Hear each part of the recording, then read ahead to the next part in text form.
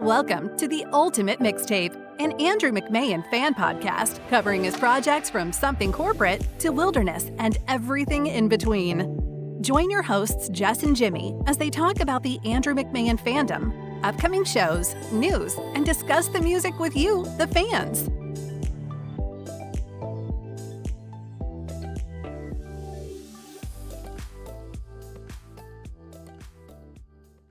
What's up, everybody? I'm Jess Manzilla, and I have my partner in crime and life with me, as always, Jimmy McFadden.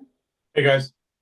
Welcome back to our podcast. We are finally back from Austin, Texas. We needed a little bit more time to cover the 14th annual Dear Jack Foundation annual benefit. Man, all I could say is wow. I mean, I'm still in my work shirt right now. I've been living in this Dear Jack hoodie for the last week because I can't seem to take it off. It's the most comfortable thing ever. And kind of like I said before, us doing this podcast is our little solace in the world where we get to spend an hour talking about our favorite music. And what's better than talking about this amazing foundation and all the wonderful events that we just went to. So, like I said, it was a wonderful experience, and it's kind of hard to explain just how special that weekend is, especially for so many in the wilderness community and the Dear Jack community, and those communities intertwine. But I think we're going to try hard to explain and get the point across of why this was so important and why it was so much fun. Yeah, absolutely. I thought it was a blast. Like, to me, each one of them is special, but I don't know. I don't know if it was the money amount that was raised this year or the more teams that got involved, but this weekend was like, I'm going to say it's the best benefit that I've been to. Other than 2015 when we met. Let's put that out there right now. Right. I don't want to get in trouble. But no, it was amazing. The atmosphere was amazing. But if you guys aren't familiar with Dear Jack benefit, it's obviously every 11/11. Andrew puts on a benefit show. It had been in California for a long time. Then he started venturing out to do it in different cities. Last year was Chicago. This year was Austin. It looked like they took a lot of feedback from the surveys that they had done with the teams, and really made like a 3 or 4 day event, like packed with activities to do, ticketed social events. It was just a really good time. So we're going to split this weekend into 2 episodes. Today we're going to discuss the VIP night and then also the Houston show that we went to. And then the next episode, we're going to talk about the benefit day itself. But this year was kind of cool because last year, I think, going into the benefit weekend, they were only at like 190. And the goal obviously is 250. So it was a big stretch to even like think about hitting 250. Whereas like this year, I think when we did the Dear Jack movie, they were already at like 235 or 240. And it was like, damn, they're going to crush this number. I don't know what the final number is going to be, but they're going to crush this number. So I think that added to a lot of the excitement. But what did you think about the events that Dear Jack put on for the weekend? Well, first off, I love that they added more events. It really made it feel like almost like a festival or like a fan. I guess, what do they call it? Comic-Con? Dear Jack-a-Con? Kind of something like that. I don't know. It made it feel bigger. Yeah, for sure. It made it feel more important, I guess. It made it feel like you were really like part of something. And the fact that they got people interested in all the different events that they kind of put together. This was the biggest one they've ever done by far. And I think that them taking the feedback from fans that they want more things to go to, they want more social interactions, like that really solidified some people. We talked to a lot of people where it was their first one, and they were just so thrilled at everything that was going on. And the first event that Dear Jack threw was a seated dinner. We actually didn't get a chance to attend that event, but we did hear from people that did, and we Mhm. heard it was a great networking opportunity. People really enjoyed it. Yeah. Thursday is when we actually came in and we met up with our friend from the podcast, Keegan Combs of Mhm. Vinyl Theater. He actually lives in Austin, and he was kind enough to take us to get pizza and beer, and we hung out for a little bit. So that was really fun for us. And if you wanted to check him out, you can hear our episode with him in season 1. Mhm. And Vinyl Theater has a ton of new music that's been coming out. You can follow them on Spotify now. The following day is when they did the Dear Jack documentary viewing. I personally have not seen that movie since it originally came out. I went to the documentary screening. It was a very similar experience where they showed the movie and then Andrew came out afterwards and did like a Q&A session. So it kind of like threw me back to Mhm. that time. Yeah.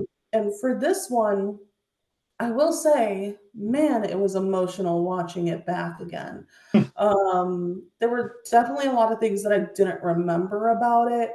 but a lot of parts of it that are kind of difficult to watch. I remember there was a part, basically, they're sticking a needle in Andrew's back.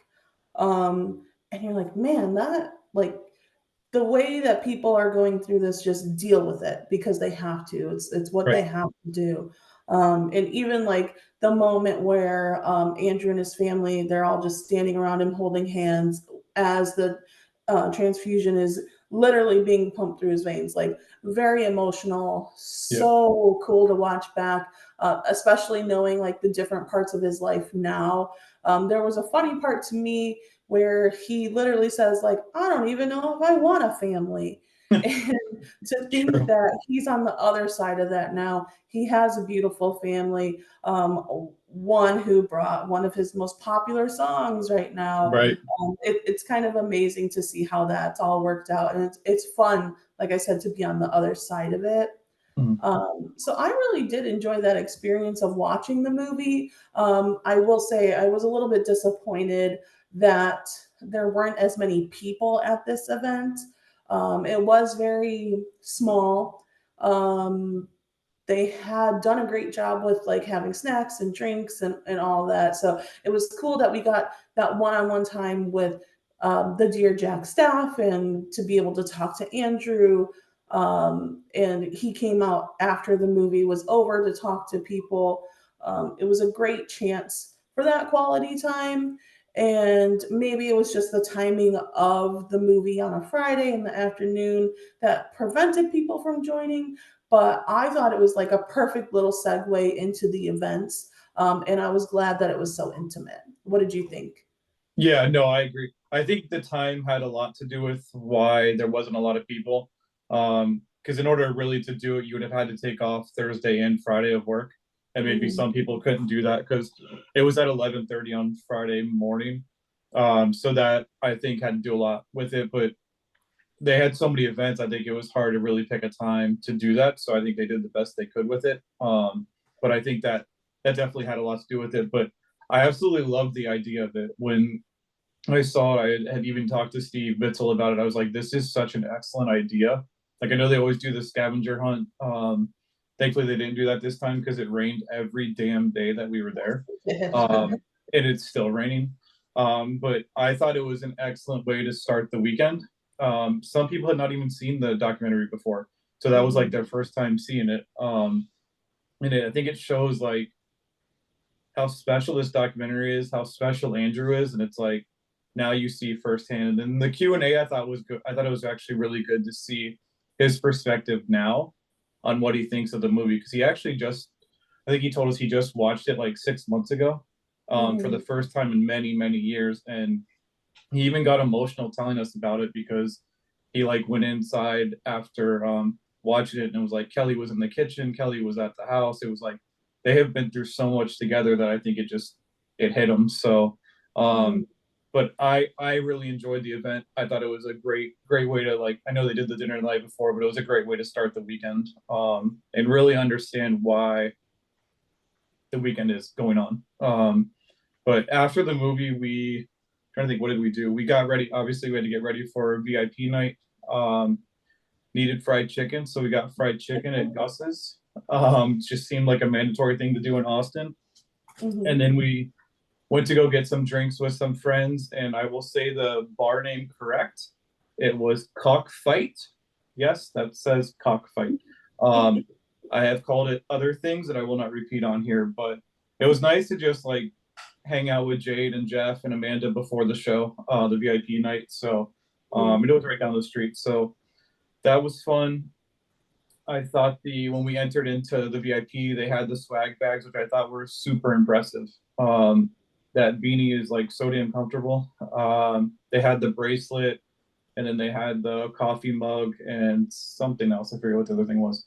The eye thing, eyeliner, or whatever it was. Revitalash or something like that. Yeah, I'm not sure I'll be using that. That was the only thing that was a little weird in the pack, but hey, if they're sponsoring and helping out, why not? Yeah. Maybe I can use it when I become Miss Doubtfire again.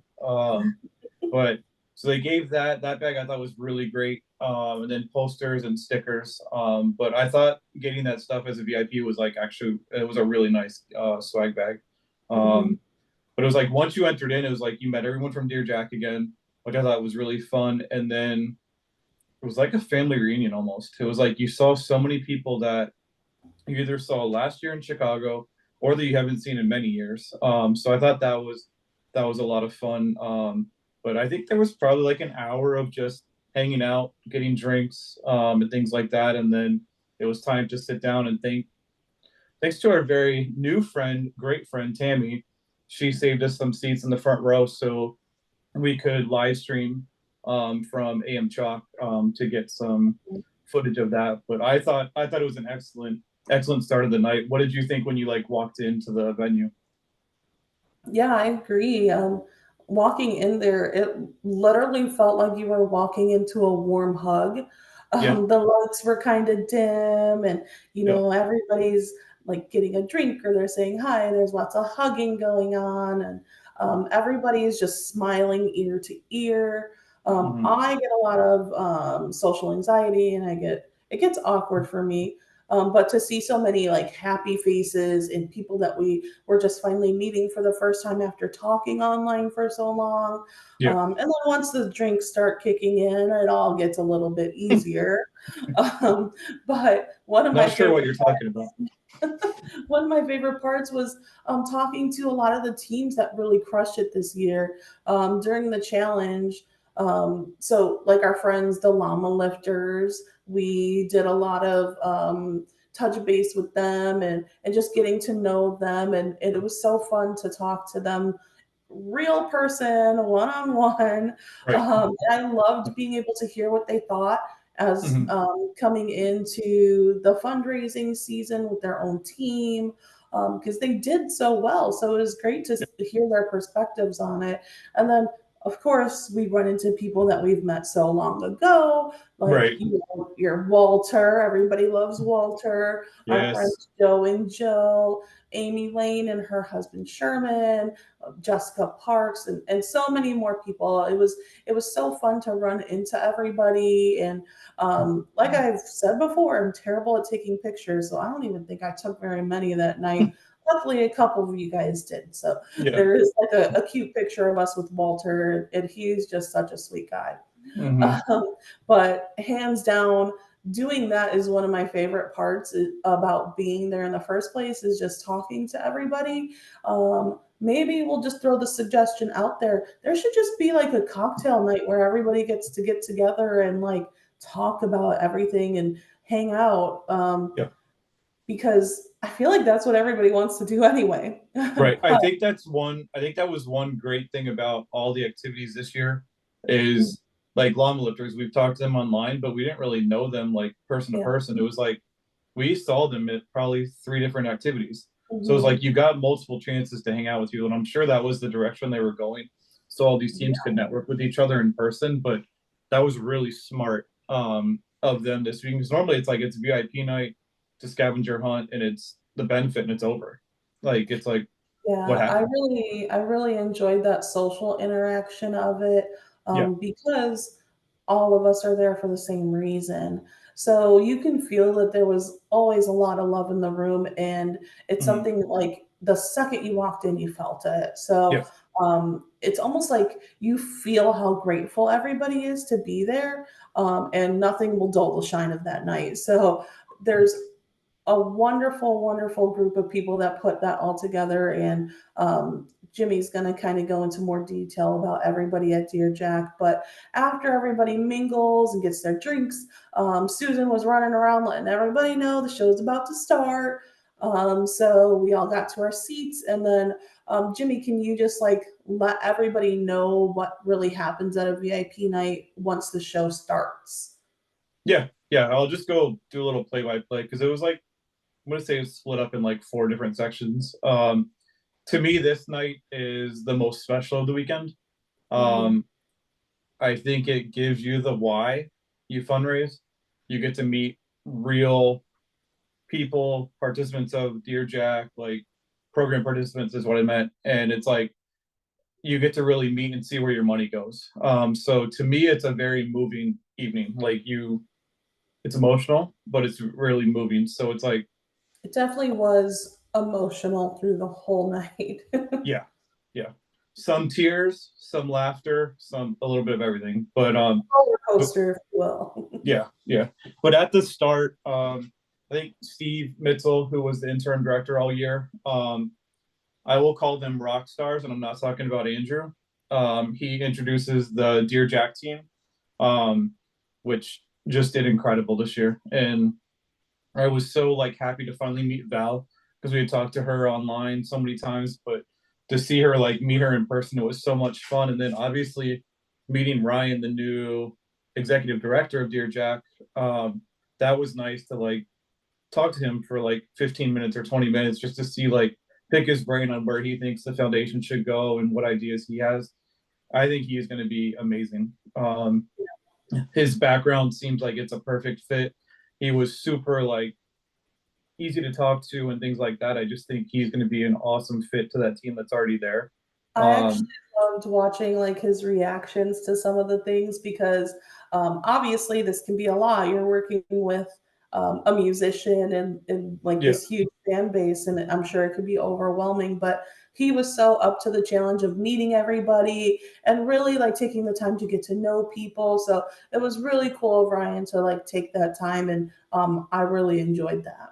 yeah, yeah. And it was actually funny because it was like he had just met me the night before.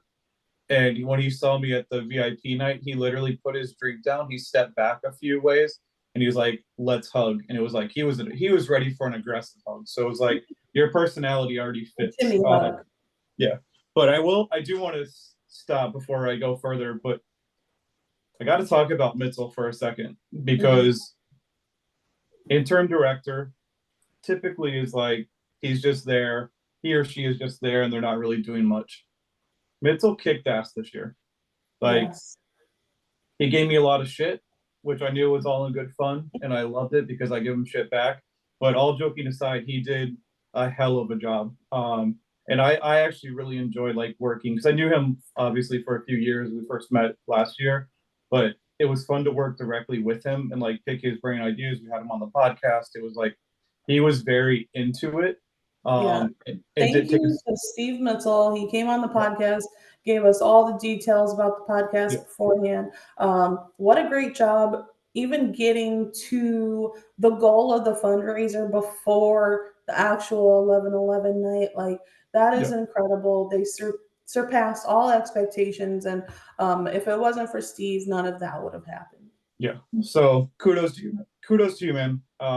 We joke around a Congrats. lot, but I'm dead serious when I say this. You did a hell of a job.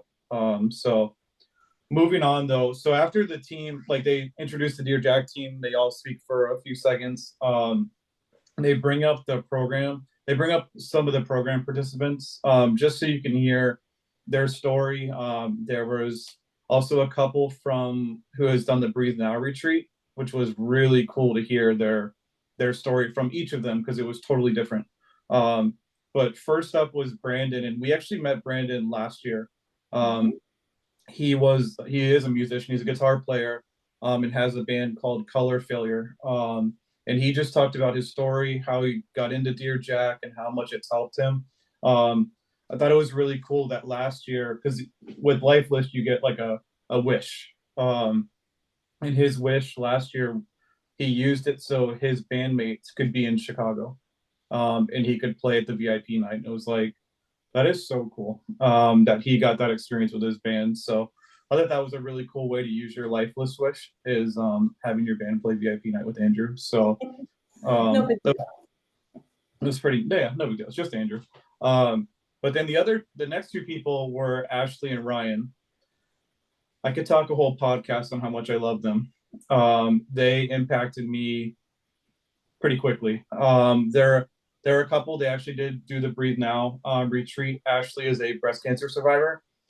She spoke about the foundation and how it's really like helped her a great deal. She even knew like some of the fundraising teams that she shouted out during her speech.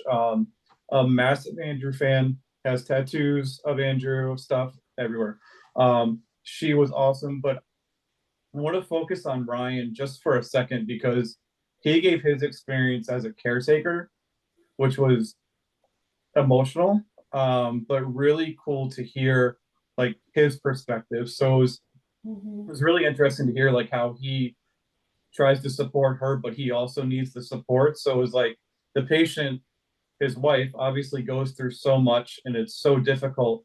But on his side, he's also going through a lot emotionally. And he was saying like people weren't calling him, they were always focused on her, which obviously they need to be, but he's also going through a lot as well. So to me, I thought it was crystal clear while Kelly created Breathe Now, it was for someone like Ryan.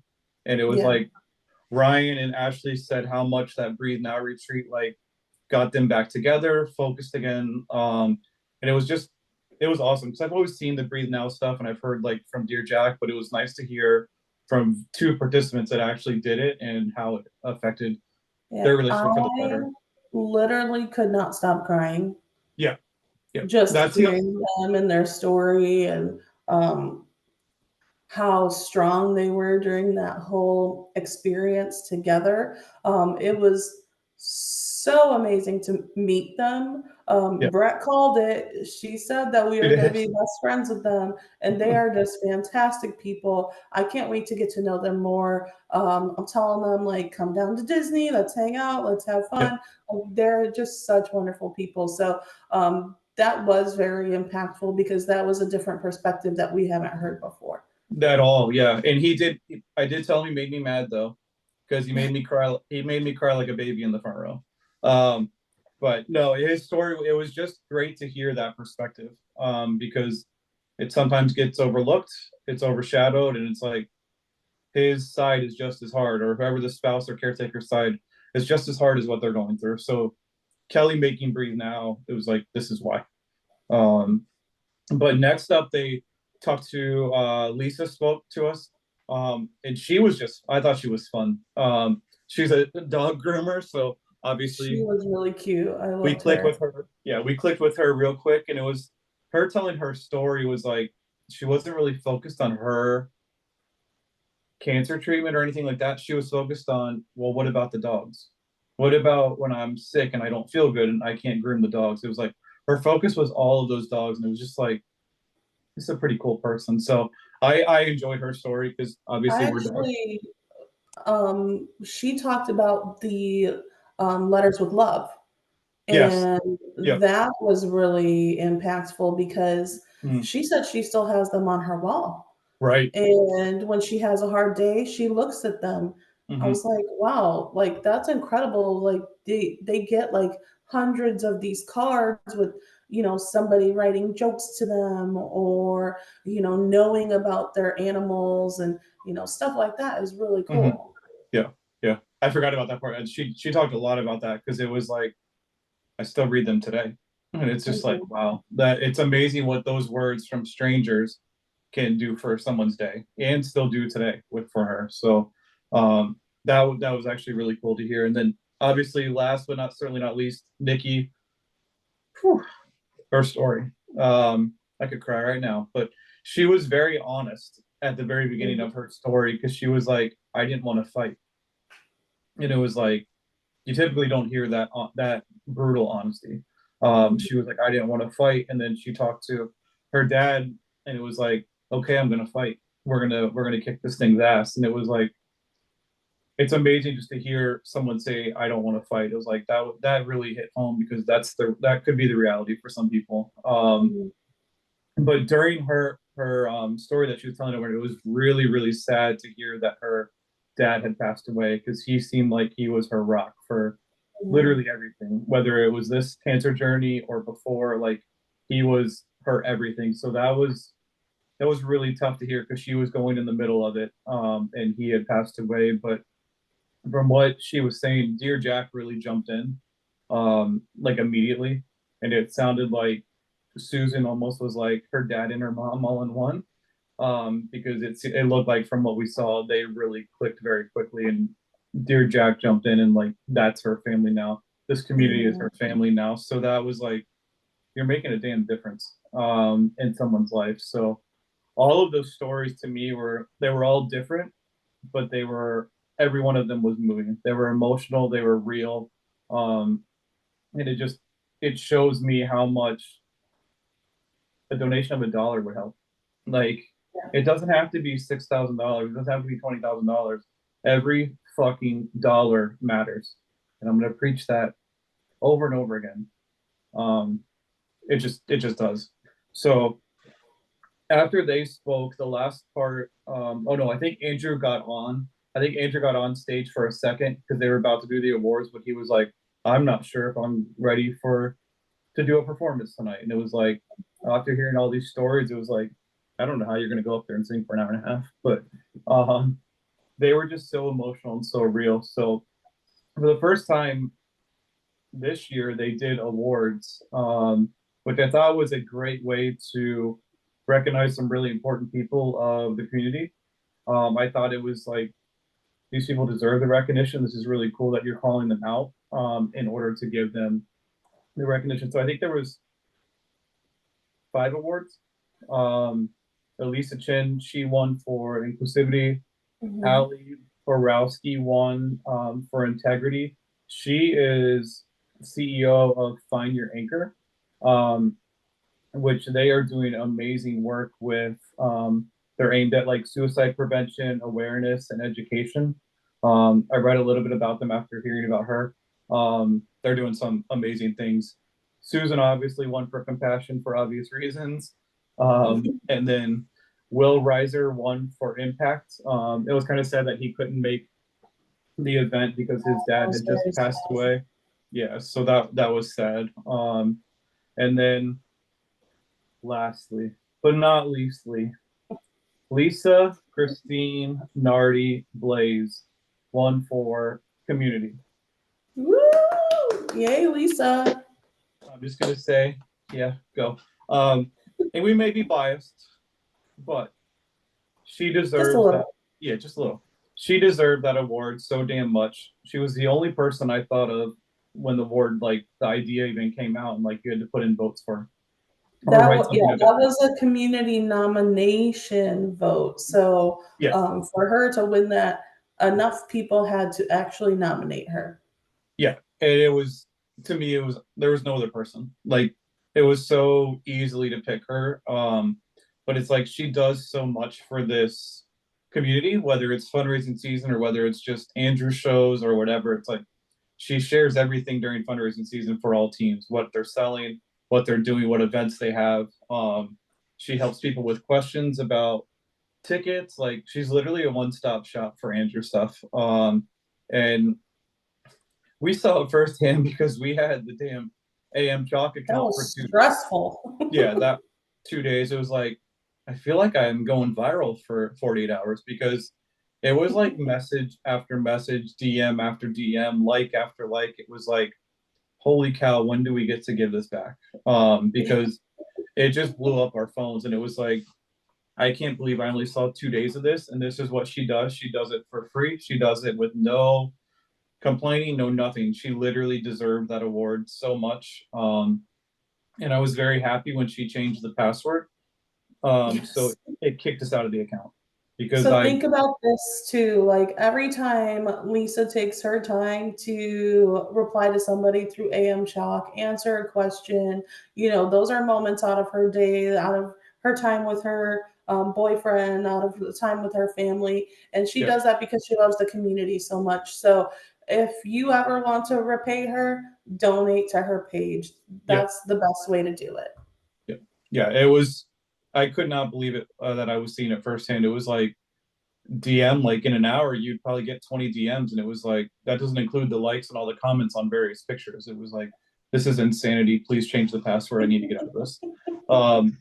But after hearing from the program participants and the awards, Andrew did mention that obviously he's gonna perform, but it was like it was hard to get pumped up for it because it was like you heard so many real stories. But what did you think of the show part of VIP? Well, I think it's safe to say it was highly entertaining. At some point, it came wildly off the rails, and who could predict how it would end at that point? Not But me. like you said, Andrew did state that there was a shift in the energy. So, him being an amazing performer, he kind of picked up on that, right? So, he had originally made a set list. um, I think Jill got it, the paper one, but Yeah, yep, she did. at some point he says, okay, this is going to be a pick your own adventure set list now because he was trying to lift the spirits of the room. And that is really what a true performer does. Right. So some of the songs that he originally picked that were on that set list were not played, and he decided to play other songs instead. And he really maneuvered, I think he maneuvered that very well. Yeah, because Swim could have Because probably put the whole room in tears if he would have yeah, played. you never would have known by the end of the show that people were crying like an hour earlier, right? Yeah, So that's why we said it was like a true roller coaster of emotions. yeah. So he really did lift the spirits of everybody in the room, and he did such a great job at that because by the end, everybody's laughing and crying for laughing because it was just so fun. Um, and we did get a taste, a little bit of the wilderness tour with like the Yeah. critters and stuff that they brought out. It was Brett's birthday as well, so they sang happy birthday to her. I think I she asked loved her, that. I asked her afterwards, I was like, I told Jimmy I would divorce him if he ever did something like that to me in like a public forum. So I can only imagine what she was thinking. But we did get some fun classics like the typical punk rock princess, Holiday for Mhm. Real, um, Last Straw, personal favorite, Straw Dog, Yes. Mixtape, Watch the Sky, Woke Up in a Car, a lot of good new wilderness songs like Fire Escape, Yeah. Stars, House in the Trees, Maps for the Getaway, Gotta Have Cecilia in there. Mhm. And somewhere in the middle of this set, he plays the song Last Rites. Um, maybe it was the drink starting to kick in for everyone, but not just everyone. A The shout out night to took. Bill for giving us some extra drink tickets on that one. Yeah. But at some point, we had to watch back the video because we had no idea like where this all stemmed from. It seemed Mhm. very random, and it truly was. Yeah. um, and we wanted to figure out what the catalyst was for this. Like, how did this all start? So, in the video, watching it back, Andrew is singing, and he glances over and sees Jimmy and says something along the lines of Jimmy giving him a disgusted look. Probably deserved. As the song continues, Andrew finishes, instead of singing Infinity, he changes it to Jimfinity Life changing. to end the song. And of course, everybody laughs, and he has to take it a step further at that point and offers to pledge to donate $5,000 that night if Jimmy gets the word Jimfinity tattooed on him, and Great idea. then proceeds to ask if anyone in the crowd will match that. So as this is going on, it's a little chaotic. There's a lot of noise in the room. We do hear from where we're sitting that there is a match. So we're like, Hmm. cool, this is going to be funny. Like, this is awesome. We're ready to head to the tattoo shop. The show continues, and it's just silly and fun. Every single person in the room was having fun at Yeah, that point because yeah, one, everyone's laughing at you, but two, it's just completely unique, yeah. memorable. This whole show was just, I don't even know how to explain it. It was like something I've never seen before. It's And at the end, we actually ran into the guy who offered to match Andrew's donation. So we're chatting him up, and suddenly we hear that his name's Mike. He's actually willing to donate the difference that it would have taken Dear Jack to hit $300,000 on that night. So crazy. instead of it being a $5,000 tattoo, with Andrew's donation, it is now jumped to a $30,000 tattoo. So, in order for this to happen, and it's going to be on Jimmy forever, we say, okay, it's got to be in Andrew's handwriting. That's the only way to make this happen. Yep. So we end up going upstairs and talking to Andrew and getting him to write out this tattoo. I ended up talking to some of the other people in the room, some of the Dear Jack people, but Jimmy, you were having a very intense conversation with Andrew. So I didn't get to hear much of that, but do you want to tell everyone what was being said? It was a good time. I'm actually glad it happened the way it did because it was an emotional night. So it was like a perfect way, like this laughter and stuff was like a perfect way to end this evening. I did not expect to have a tattoo on my arm by the end of the night. I didn't expect to go to a tattoo shop in Austin. But I guess Andrew caught wind that I don't know if it was Matt or Lisa, but he caught wind that I wanted it and his handwriting was the only way I was going to do it. So Lisa came and got us from downstairs, and we went upstairs to what I thought was a very small room with a lot of damn people. Um, Alcohol, chilling, like stuff like that. But it was like, this is a lot of people. And I saw Andrew from like when we walked in, he was like far over. So I was like, well, I need to walk to him because I really want him to write this down. But it was funny because he took it kind of seriously. And it was like, he sat down, he wrote three different versions on a piece of paper. And it was like, take your best, take whatever version you want. It was like, first off, it was legible, and that's typically not his handwriting. It was like the cleanest, neatest handwriting I've ever seen him do. And he said I have to make it legible and neat because this is important, and I want it to look good. And I was like, oh, he cares. But it was like he also said to me, he goes, "You don't really have to do this, but you do." So I was like, okay, jerk. So it was like we got the three versions. We all looked at them, like me and him looked at them, and it was like we had both picked the same one that we liked best. It was like, here we go. We're gonna go get this done. And I still don't think he believed that it was gonna happen, but Yeah. yeah, I don't think anybody did. But it was like we left. I think the tattoo shop was like 2 blocks away, but it was like Yeah, we had we like a little crew come with us, right? It was like 6 or 7 people. We're like yeah, all like on this mission. We're gonna find this tattoo shop. yeah, And if you've ever been to Austin, this is almost like I don't know, like Nashville kind of yeah, feel, that yeah. It was like area. Bourbon Street, yeah, in New Yeah, Orleans, yeah, it's wild over there. There's lots of people. Like the bars are open late. The tattoo shop is, of course, open at whatever time it was. What, yeah, 11:30, midnight.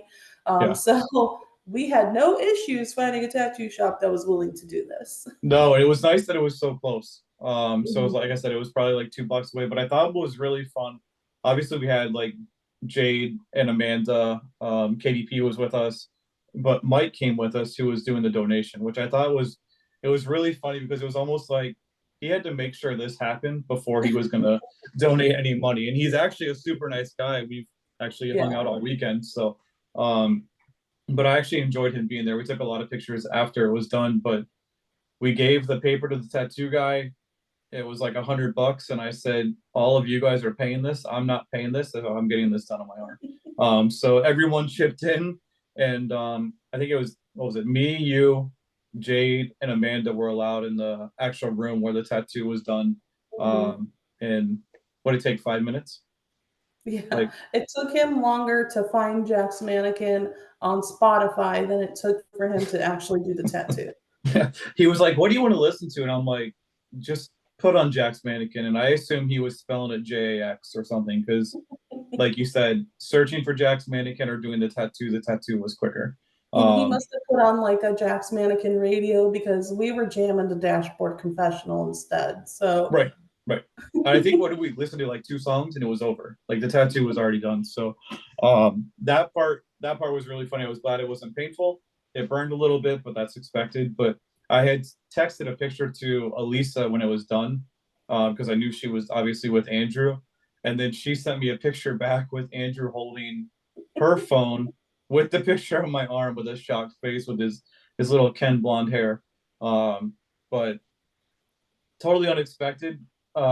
Super, super fun. And then once we left there, we go to piano bar. yeah, we did go to a piano bar. It was really cool. Yeah, It was packed. You could it tell was there was a packed. lot of like happy hours going on there, but Yeah, they played like, your oldies hits, and we had some beers there, and we're chilling. And I think what we ended up going back to the bar that we went to when we first got into the yeah, area. yeah. Which is Uh, called Cockfight. Not, Cockfight, yeah, not not the other thing that Jimmy was calling it all not weekend. anything else. It's called Cockfight. But it ended up, that's where Andrew was. That's where like Mitchell was. That's where the whole Dear Jack team was. So it actually worked out great that we went back there. And I got to show Andrew the actual tattoo and not just on a phone. Um, his reaction was absolutely hilarious.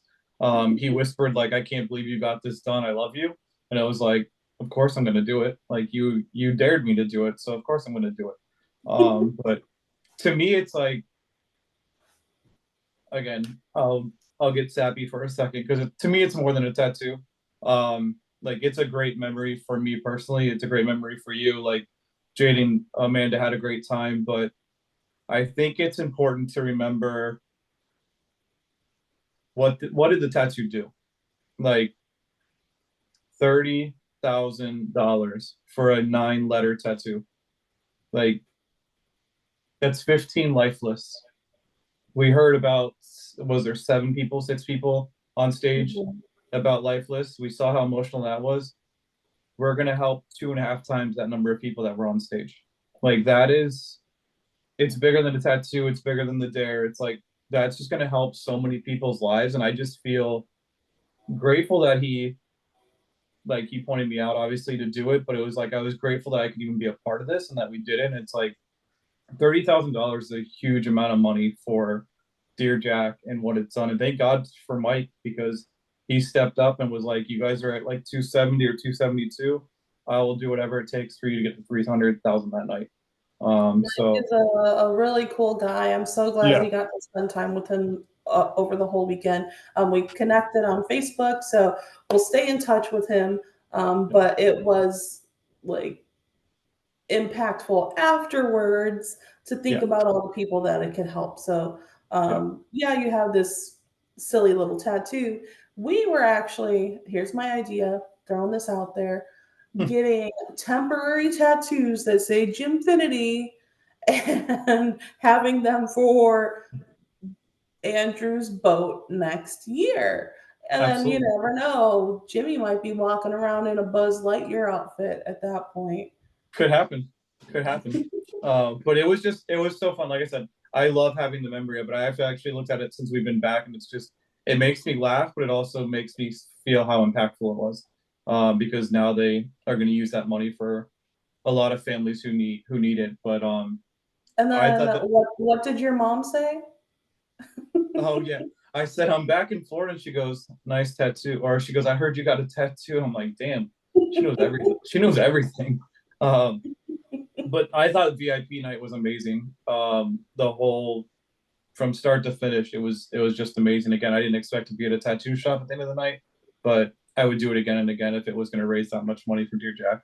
But I know we're going to, like you said, we're going to split this episode. So we're going to do our next episode on about 11/11 with our friends Amanda and Jade, because we got to discuss Well Alive. But I think real quick, since we did go to Houston after the benefit, do you want to just talk real quick about the Houston tour show?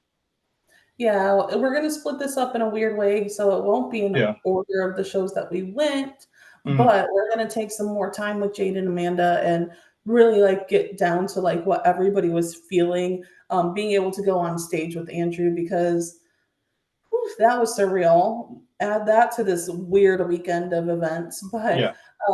so as far as like Houston goes, so after 11/11, we actually drive to Houston, which is about a little bit over a 3 hour drive. That's the next show on the new Friends tour. Yep. We knew this would be our only chance to see this tour, and we're big fans of Wilderness after seeing them on the Rock Boat. So we're like, you know what? We're going to be in Texas. Let's make this happen. And then even after seeing Michigander at 11/11, I was highly impressed and really excited to Yep. see them again. So um, funny thing is, we completely forgot that we bought VIP for this show. I even tried to get into Pop Underground asking people if they had extra ones. Thankfully, Jimmy noticed that he got the VIP email before he ended up buying more. Yeah.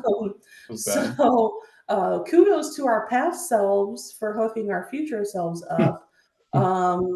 Yeah, we didn't even know that we had it. So that was a pleasant surprise. We were able to get to the venue and we got there for sound check. It was a pretty good sized group. I was surprised for that sound check in Houston.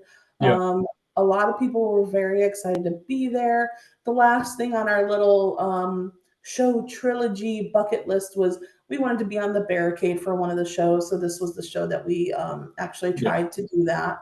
And as old people, we don't typically wait in line anymore as long as we used to. Let alone in the rain. Oh, yeah. So this one was extra special because we got to stand outside in the rain all day. But we watched Soundcheck, a little bit exhausted.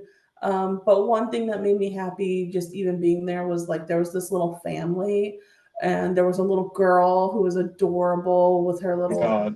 She had like a checkered shirt and a beanie and her combat boots. I was like, oh, she's a little punk rocker. Yep. And they were like dancing to all the songs, and it was just adorable. So that kind of put me in a good mood.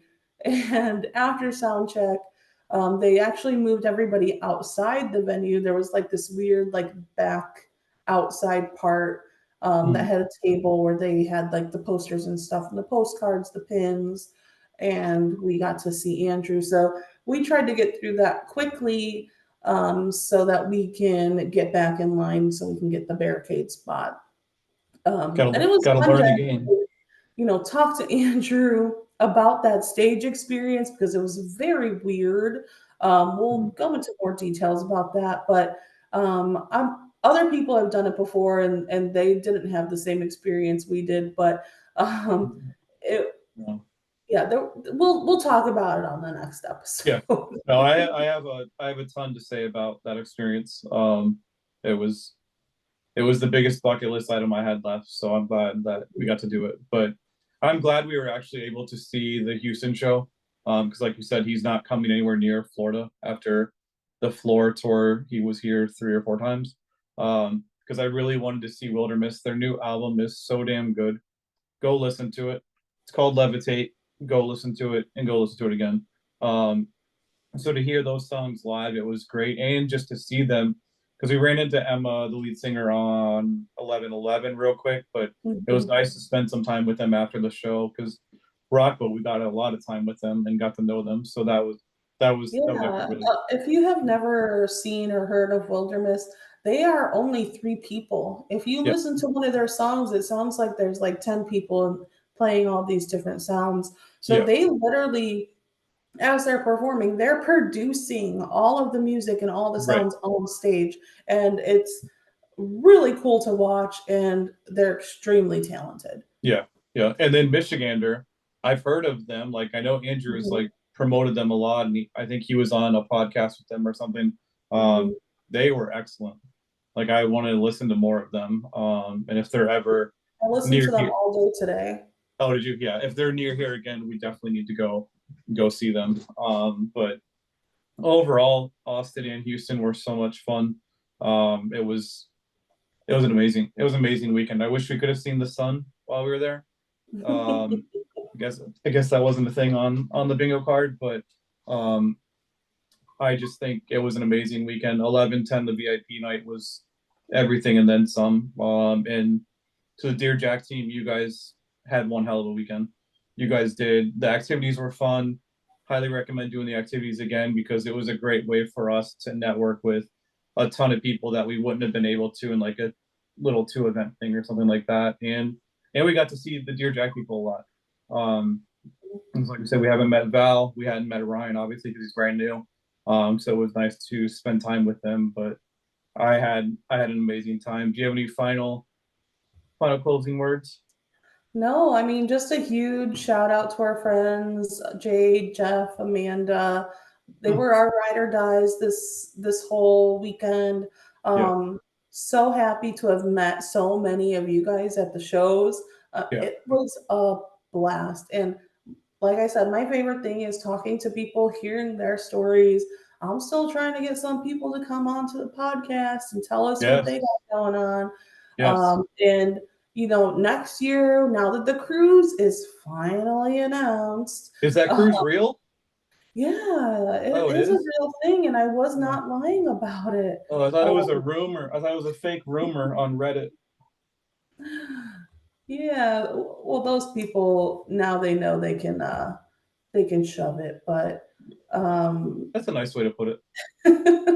It was amazing meeting so many friendly faces and just people that were excited to be there and hearing their stories. So thank you for actually listening to this. If you are, hopefully we'll see some of you guys at New Year's Eve. Yes, absolutely. Yep. We did get our tickets. We are secure for both days. Yep. And we have our flights. We have everything done. So we will definitely be there. So I hope to see a lot of you. I'm trying to plan potentially a little New Year's Eve after party for the AM fam. We'll see how that goes. But yeah, that's the next thing on the agenda. Cool. Good stuff. That's all I got. Mitzel, you did an amazing job this year, bud. Congrats. Thanks for listening, everyone. We will see you next time. Bye.